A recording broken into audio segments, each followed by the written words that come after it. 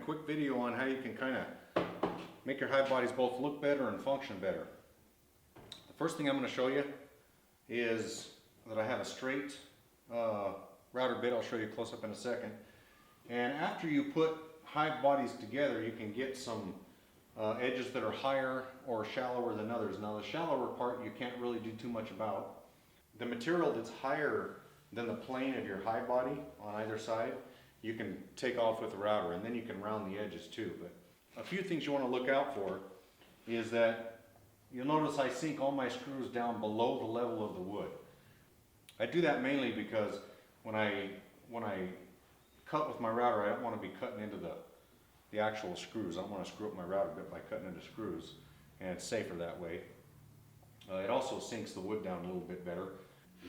Okay, and you can see here what my bit is. This is a ball bearing roller that rolls along, and then here's the edge. So this edge is exactly synced up to this ball bearing. So your work is going to slide along the ball bearing, but anything that sticks out further than the surface that you want to plane, it's basically planing it.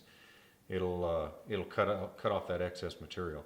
This is just a standard router table and router. I don't have anything fancy, but it does work. Okay, you can see there's a lot of material sticking out here, and on this edge right here, it actually sticks out past this plane right here, as does all of them.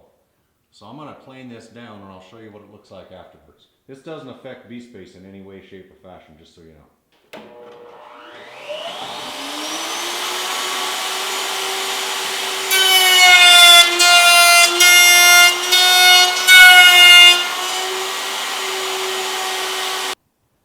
Okay, you can see it's all nice and flat now, perfectly flat. All that extra material is taken off. These are flat. And that helps, like I say, to keep water out of these joints, especially after you paint them. If they're all nice and flat, you can keep water out of there and extend the life of your hive body. I'm going to do the rest of this hive body, and then I'll show you something else. Okay, so to round these over, I've got like this is a 1/2 inch round over bit here. It's pretty large. You don't need one anywhere near that large. And you can see what kind of cut it makes. It makes it look pretty nice. You only really need a little bit, and you can see that I nicked, a nail or so. Didn't seem to stop the bit at all, but you really want to do, this is another reason why you sink your stuff a little tighter in there. I don't have a guard on this because this ball bearing, of course, keeps it floating on the surface of the wood, and the reason I'm using such a large bit is so that it rides above the holes that I have here. So it does a pretty good job of that too. So I'll show you how I do that and how smooth it works. I also want to show you that you're gonna do it this way, and it actually is pretty good if you just do one side when you set it up right. But I'm gonna do it this way, and it actually makes it just almost perfect. So let's see how this goes.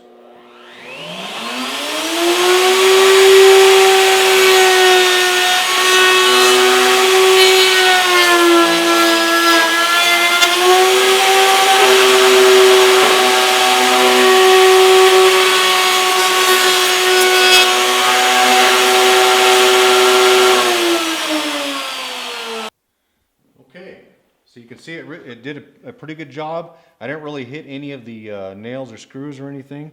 Rounded it over real nice. You get two hive bodies like this, they look pretty nice on each other, but I'll show you from this view, if I can. That's kind of the shape that it makes. So sometimes when you build hive bodies, for whatever reason, you'll have a gap between the two hive bodies. I noticed that this is usually because this edge right here isn't always flush. And you can, of course, do this with a straight bit on a router, but each side's going to be different. So I typically just do this with a hand plane. It's a lot quicker too. But the only problem that this gap is really actually going to cause you is that when you go to paint the hive bodies, paint's going to get in there for one. And then two, if it's high enough, it will affect the bee space from the frames hanging down to the frames up on this lip here. It'll raise them up, and that right there is, 1/8 of an inch, and that will actually make a difference between whether or not you have wax in there or there's nothing on the top of these top bars in this hive body and the bottom of these bottom bars. So I also, of course, it causes drafts, and so the bees are going to propolize in there a lot. So what I typically do is plane this down so that it sits on there rather nicely, and then the only thing you want to check is bee space. So I measure the distance with frames hanging in here. Okay, for this, it helps to have a bench that you can hold this down on. But what I typically do is plane this direction a few times, and then I come back in this direction. I just want it even. This side is fairly even, and that one's not. So, and I just take small chunks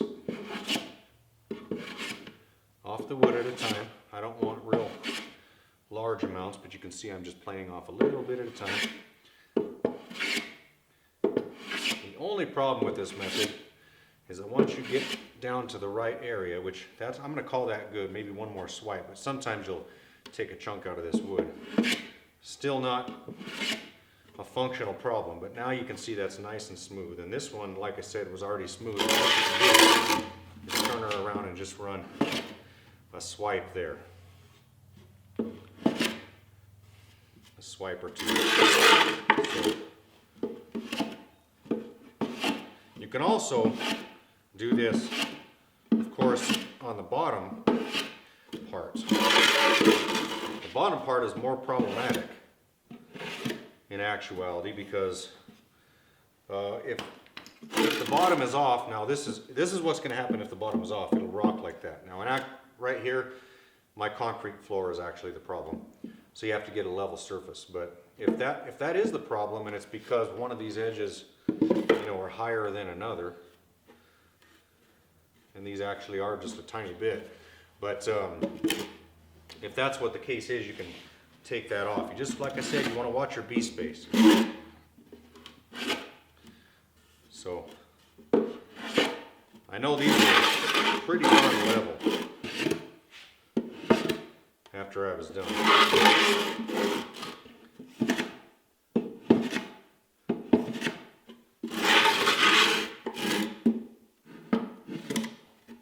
In this case, this one's a little higher, so I just take a small swipe at it. And like I said, I have that plane set so it takes so little off that that if you do miss it, it's literally taking just a hair off of there. So it takes a few more swipes that way, but at least you don't go too deep. Okay, there you have it, the two hive bodies. You can see they're sitting pretty flat on there now. Very little gap, if any, just a tiny, not even a 1/16 of an inch. Nice round corners. And this hive is now ready to paint.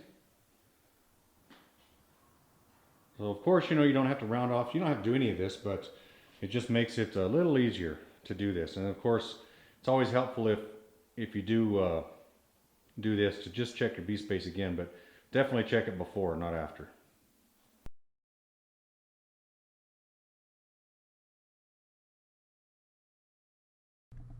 Okay, now you've made your hive bodies and you've planed them down, made it look all nice. You may or not have rounded it. I've never done it before. This is the first time, and you're ready to paint. So just a few quick tips on painting. The first thing you want to do is get a good primer, and you want to prime it. You can see my primer goes on white, and it's drying now, and you can see wherever it's white and it's not dry enough for paint. But get a good quality primer and prime your hive bodies.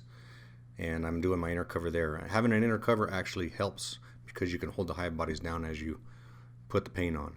Also, I stack them, as you can see, upside down with the handholds so that I can get paint down in the handholds.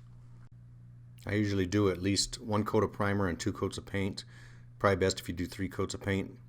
But after each coat, take them and offset them like this, 90 degrees to each other. That way the paint that's in between the hive bodies can dry. You can see here that some paint does get on the lip there, and so I just, when I'm done painting it, I just offset it like I said, and then I just take a real short brush stroke and kind of knock that down so it's not an actual edge, it's just leftover paint.